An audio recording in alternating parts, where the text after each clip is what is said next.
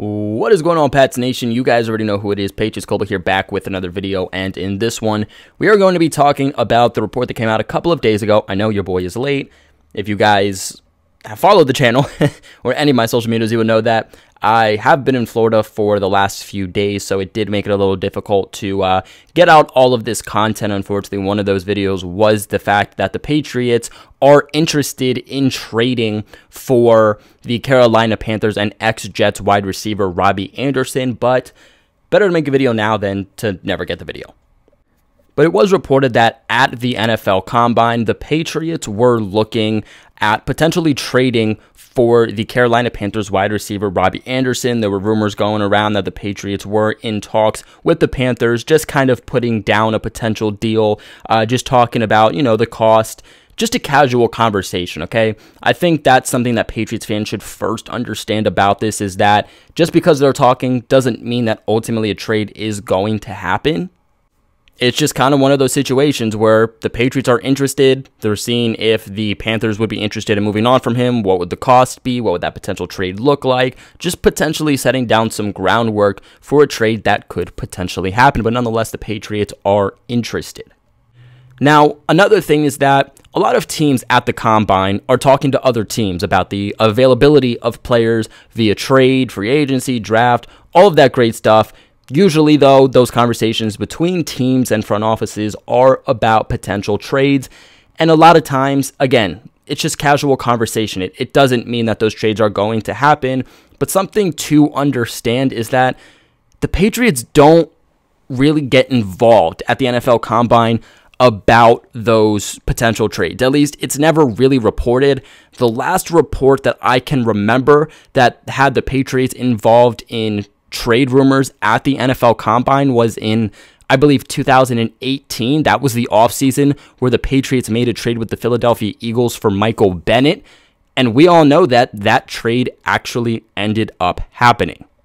Now, first off here, I want to talk about the contract. And usually I don't jump into the contract right away, but the contract is probably the most important part of this entire thing. Now, last offseason, the Carolina Panthers went and signed Robby Anderson to a 2-year, $29.5 million contract extension as he was coming off a career year with them. Obviously, they had high hopes for him in 2021, and they just did not work out. Now, Robby Anderson is signed through the 2023 season, meaning that he will be a free agent in 2024. But these cap numbers, guys, these cap numbers are very, very big if you are getting a 2021 version of Robby Anderson. Look, if you're getting a 2020 version of Robby Anderson, then I don't think that the numbers are too bad. Could they be a little bit better? Sure, but they are not terrible if he's going to put up over 1,000 yards.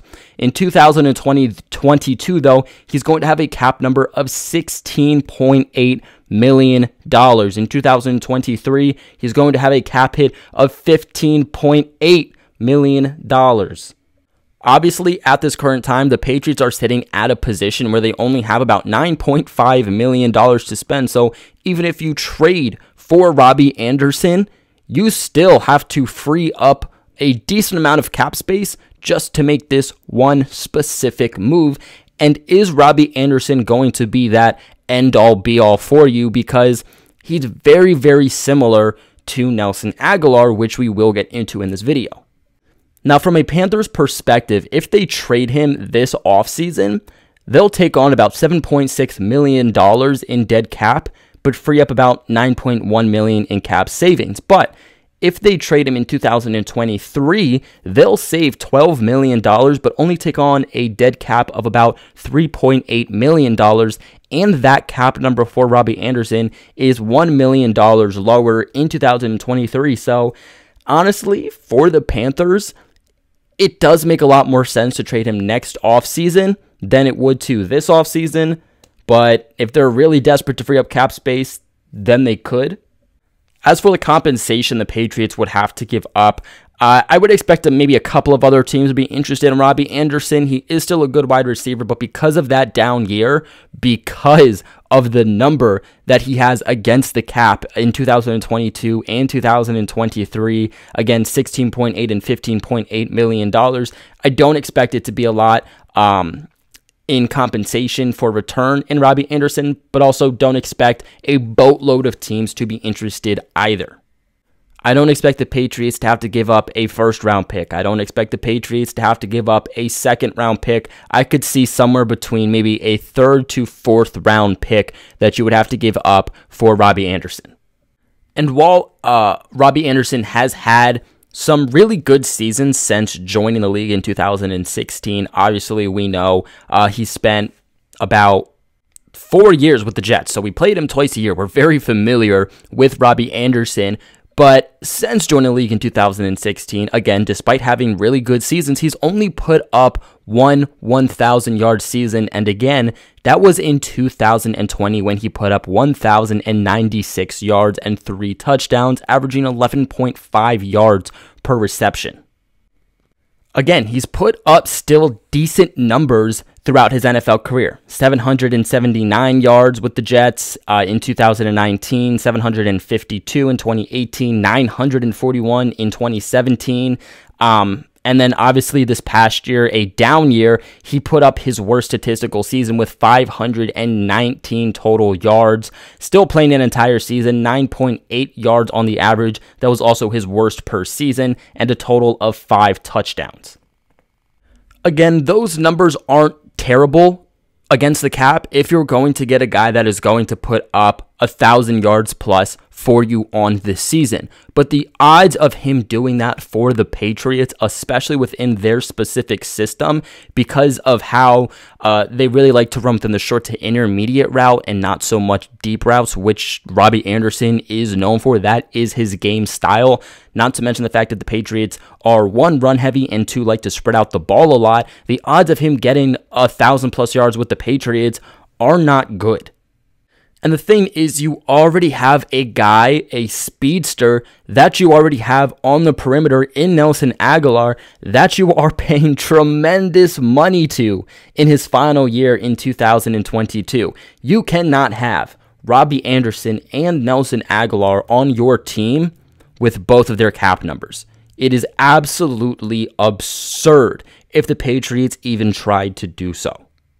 Yes, it would bring a lot of speed to this offense, but one, that's not your offensive scheme. You play within the short to intermediate route with a run-heavy offense. You don't play deep. You are not the Rams. You are not the Chiefs.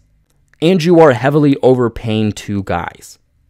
Now, I do like the size of Robby Anderson from a height perspective a little bit more. Weight-wise, Nelson Aguilar is going to be about 8 pounds heavier at 198 pounds.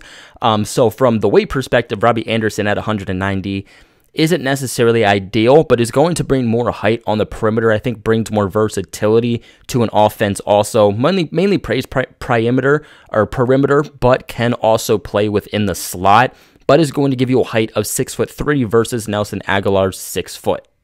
If Robby Anderson was released by the Carolina Panthers, then I'd be saying, let's look into it. The Patriots definitely need at least one speedster on this offense. They need a guy that is going to take safety help over the top, take some attention away from the short to intermediate route side of the field, which is essentially where the Patriots operate. I mean, it is absolutely crucial for the Patriots to have at least one speedster on this team. But Nelson Aguilar is signed only for 1 more season, and then he's going to hit free agency. He has a cap hit of $14.8 million in 2022. That is about $2 million less compared to what you have to pay for Robby Anderson. And I do think Robby Anderson is definitely a slightly better player than Nelson Aguilar for sure.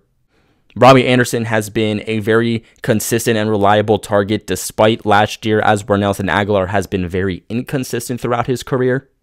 But in a season where the Patriots have a lot of question marks throughout this team, that $2 million really can go a long way when they're very tight up against the cap. So I'm rolling with Nelson Aguilar. He already has a year under the Patriots system.